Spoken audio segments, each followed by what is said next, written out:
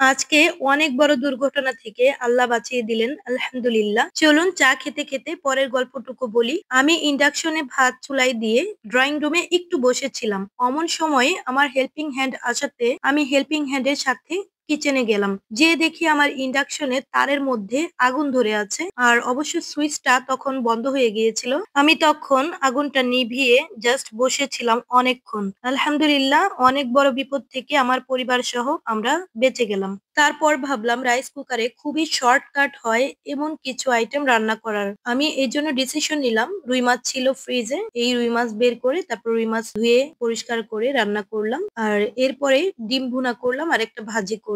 খুব দ্রুত হয়ে গিয়েছিল রান্না। আর রাইস কুকারে রান্নাটা আমার অনেক আগে থেকেই অভিজ্ঞতা। যেহেতু ঢাকায় থাকি, ঢাকায় থাকতে হলে আমাদেরকে সব পরিস্থিতি মোকাবেলা করেই থাকতে হবে। ইন্ডাকশন সিলিন্ডার যেহেতু রাখতে ভয় পাই, বেবি আছে বাসায়, এই জন্য ইন্ডাকশন, রাইস কুকার এগুলো আমাদের জীবন। ইলেকট্রিক কেটেলে পানি গরম করে তারপরে চা করলাম। ইলেকট্রিক কেটেলে পানি গরম করে আমরা তরকারিতে দেই। আসলে জীবনটা একদম পুরা ইলেকট্রিক হয়ে গিয়েছে। আর সবকিছু আমরা বৈদ্যুতিক সংযোগের সাহায্যেই করে থাকি। আর এই জন্যই ঢাকায় বৈদ্যুতিক সংযোগের দাম প্রচুর বেশি। আমার বাসায় বিদ্যুতের বিল প্রচুর বেশি আসে। কথা বলতে বলতে রুই মাছ প্রায় শেষের দিকে।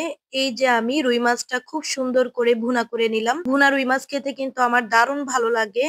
আর এই মাছটার মধ্যে আমি আদা রসুনের যে পরিমাণটা আছে, রসুনের পরিমাণটা আমি একটু বেশি দেই আদার তুলনায় রুই মাছের ক্ষেত্রে। আর খুবই টেস্টি হয় রুই মাছটা। আমি বেশি একটা ঝোল রাখি না, বেশি ঝোল আমার কাছে ভালো লাগে না। যেহেতু ভুনা ভুনা এই রুই মাছ, ধনিয়া পাতা দিলেও ভালো লাগে, আমি ধনিয়া পাতা আজকে দেইনি।